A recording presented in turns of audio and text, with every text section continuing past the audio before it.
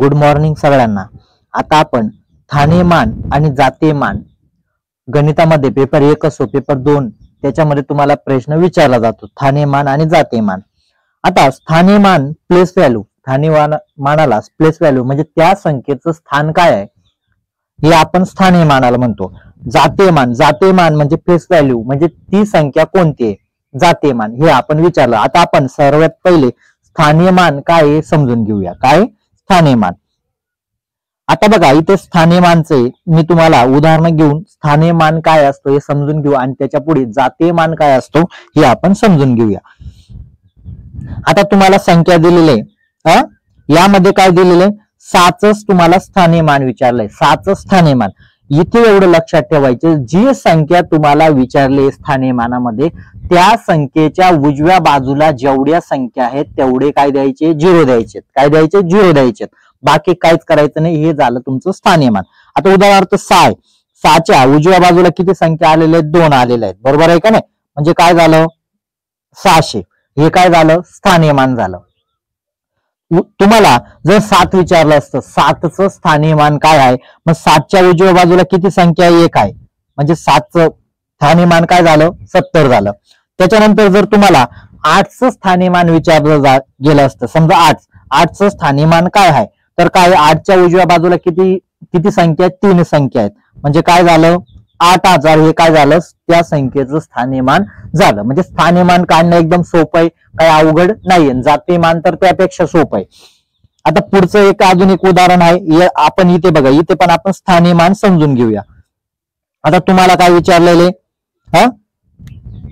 2चं स्थानिमान। आता बघा मी तुम्हाला काय सांगितलं होतं, जी संख्या विचारलेली त्याच्या उजव्या बाजूला किती संख्या आहेत तेवढा काय द्यायचे, 0 द्यायचे। आता 2 आहे, एकच संख्या आलेली का नाही, म्हणजे काय 20 काय झालं त्या संख्येचं स्थानिमान। जर तुम्हाला 3 विचारलं असतं 3चं स्थानिमान काय, 3च्या उजव्या बाजूला किती संख्या आहेत, 3 आहेत ना, म्हणजे काय झालं 3 संख्या आहेत, म्हणजे 3000 काय झालं 3चं स्थानिमान। जर तुम्हाला 6 विचारलं गेलं असतं 6च्या बाजूला किती संख्या आहेत, 2 आहे, म्हणजे किती झाले 600, बरोबर आहे का नाही? आणि किंवा 2 विचारलं तर 20, म्हणजे तुम्हाला एवढं कळालं असेल स्थानिमानामध्ये काय करायचं, जी संख्या तुम्हाला विचारलेली आहे त्या संख्येच्या उजव्या बाजूला जेवढ्या संख्या आहेत तेवढी द्यायचे, त्या संख्येच्या उजव्या बाजूला। मग ही संख्या किती, आता ही 4 अक्षरे 5 अक्षरे 6 अक्षरे काही फरक पडत नाही, संख्या किती मोठी द्या तरी तुम्ही एवढं लक्षात ठेवायचं जी संख्या तुम्हाला विचारलेली आहे त्या संख्येच्या उजव्या बाजूला जेवढ्या संख्या आहेत तेवढे त्याच्यावर 0 देणे, हे तुमचं स्थानिमान झालं का नाही? स्थानिमान आता क्लिअर। आता स्थानिमान एकदम सोप्या पद्धतीने तुम्हाला समजून गेलं। आता आपण जातीयमान बघू। काय बघू? जातीयमान तर फार सोपं आहे। जातीयमान म्हणजे काय, जी संख्या तुम्हाला विचारलेली तीच संख्या जातीयमान असते, जी संख्या विचारलेली आहे। आता तुम्हाला काय विचारले, 6 का जातीयमान काय, 6 कारण फेस व्हॅल्यू म्हटलेले ना, जी संख्या तुम्हाला विचारलेली ती संख्या, इथे 2 विचारलं असेल तर 2चं जातीयमान काय 2, कुठलीही संख्या विचारली असेल, ज्या समजा जो प्रश्न दिलेला आहे त्या जी संख्या विचारली तेच तुमचं जातीयमान आहे। जी संख्या तुम्हाला विचारली, इथे काय विचारले 6 का जातीयमान क्या है और 2 का जातीयमान काय, तर 2च आहे, 7चं 7 आणि 2चं 2च। आता जर इथे जर तुम्हाला विचारलं असेल, इथे जर तुम्हाला विचारलं असतं 6 का जातीयमान काय, 6 का जातीयमान काय, मग तुम्ही लगेच काय केलं असतं, 2 संख्या उजव्या बाजूला किती आहेत, 6च्या उजव्या बाजूला 2 संख्या, म्हणजे काय याचं स्थानिमान काय झालं असतं 600, पण इथे आपल्याला जातीयमान विचारलंय त्याच्यामुळे आपल्याला फक्त तीच संख्या घ्यायची। इथे पण समजा तुम्हाला 2 विचारलं, 2 इथे समजा इथे काय तुम्हाला जातीयमान विचारले, जातीयमान म्हणजे तीच संख्या, काही बदल करायचा का? पण स्थानिमान जर विचारलं असतं जर 2चं स्थानिमान, तर आपल्याला माहिती 2च्या उजव्या बाजूला एक संख्या म्हणजे 20 काय झालेलं असतं स्थानिमान झाला असता। जातीयमान म्हणजे काय, तीच संख्या, त्यामध्ये काहीच करायचं नाही। मग याच्यावर उदाहरणं कसे येतात हे आपण बघणार आहोत। आता हा एक प्रश्न आहे बघा, हा एक प्रश्न घेतलेला आहे आणि याच्या साहाय्याने मग तुम्हाला आता स्थानिमान आणि जातीयमान याच्यामधील कशा प्रकारे उदाहरणं येतात हे पण समजून जाईल।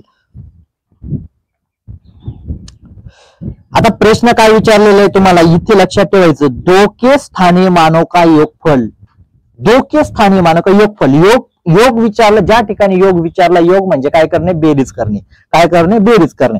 आता इथे तुम्ही म्हणणार सर दोके स्थानिमान, दोके स्थानिमान म्हणजे काय, आता दोन ठिकाणी दोन आलेलं आहे का नाही, म्हणजे याचं स्थानिमान आणि याचं स्थानिमान दोघं दोन जे आहेत, ज्या ठिकाणी दोन दोन आलेले त्यांचं काय काढावं लागेल आपल्याला, स्थानिमानांचा योग म्हणजे यांची बेरीज काढावं लागेल. बरोबर आहे का नाही. आता पहिलं स्थानिमान काय, या दोनचं आपण घेऊ. या दोनचं स्थानिमान आपल्याला मी तुम्हाला सांगितलं त्या संख्येच्या उजव्या बाजूला जेवढ्या संख्या आहेत तेवढे 0 देऊन घ्यायचे. किती आहेत, 3 संख्या आहेत. दिले का तुम्ही 3 0 दिले का, आपल्याला योग म्हटलेला आहे. योग म्हणजे बेरीज करणे म्हणजे प्लस. त्याच्यानंतर या दोनच्या उजव्या बाजूला किती संख्या, एकच आहे. यांचं आपल्याला काय करायला लावलेलं आहे, योग करायला लावलेला आहे. योग म्हणजे काय करणे, बेरीज करणे. आता तुम्ही बेरीज केली 0, इथे बघा इथे 2 येईल. बरोबर आहे का नाही, हा 0 आणि इथे 2 म्हणजे काय झालं 2020 हे त्याचं उत्तर आहे. मग यांचं योग फलके आहे म्हणजे यांची बेरीज काय झालेली 2020. बघा ऑप्शन सी बघा इथे तुमचं उत्तर आहे. मग किती सोप्या पद्धतीने आहे. मग तुम्हाला हा प्रश्न आलेला होता 14 डिसेंबरला, स्थानिमान का योगफल बताइए. काय योगफल काय म्हणजे दोन जर स्थानिमान आहे याचा आपण स्थानिमान मध्ये योग म्हणजे त्यांची बेरीज केली तर काय आली ती बेरीज 2020. काही अवघड आहे का. अजून एक दुसरं उदाहरण घेऊया.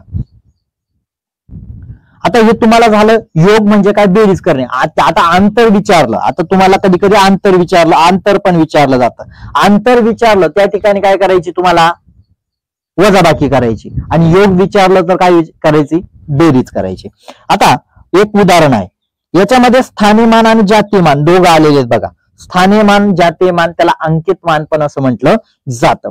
आता एक संख्या दिलेली, असाच प्रकारचा सेम प्रश्न आलेला होता 14 डिसेंबरला होता. इथे काय म्हटले 5 के स्थानिमान, काय म्हटलेले 5 के स्थानिमान. आता आपल्याला पहिले 5चं स्थानिमान. आता इथे बघा 5 आहे. मी तुम्हाला काय सांगितलं उजव्या बाजूला जेवढ्या संख्या आहेत तेवढे 0 देणे.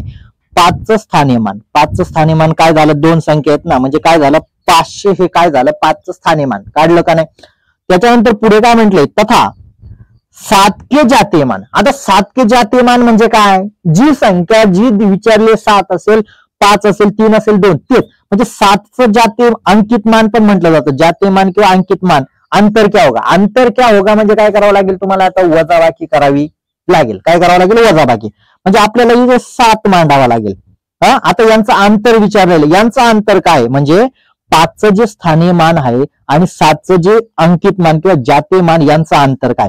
आता वजाबाकी केल्यावर काय उत्तर मिळतं तुम्हाला, वजा केल्यावर याच्यामधून जातील का, आपण उसने घेतो म्हणजे बघा 3. आता एवढं तुम्हाला आता परीक्षामध्ये एक ट्रिक, फक्त शेवटचा अंक जर मिळाला. आता सगळ्यात मध्ये 3 कोणत्या ऑप्शन मध्ये ही लक्षात ठेवा, कुठले, डी मध्ये. म्हणजे काय झालं 493 हे काय दोघांमधील अंतर आहे. कशामधील अंतर आहे, 5चा स्थानिमान आणि 7च्या जातीमान मधील अंतर किती आहे तर 493. म्हणजे वजाबाकी कुठे करायची, बेरीज कुठे करायची. योग म्हटलं तर बेरीज, अंतर विचारलं तर तुम्हाला काय करावं लागेल, अंतर विचारलं त्या ठिकाणी तुम्हाला वजाबाकी करावी लागेल आणि योग म्हटलं तर बेरीज करावं लागेल. आता बघा याच उदाहरणाच्या सहाय्याने आपण एक म्हणजे या संख्या घेऊ आणि आता आपण काय करू, इथे समजा 9चं स्थानिमान आहे. आता 9चं स्थानिमान विचारलं तुम्हाला, 9चं स्थानिमान विचारलं तर मी तुम्हाला सांगितलं 9च्या उजव्या बाजूला संख्या. आता 9च्या उजव्या बाजूला किती संख्या आहेत, 3 आहेत.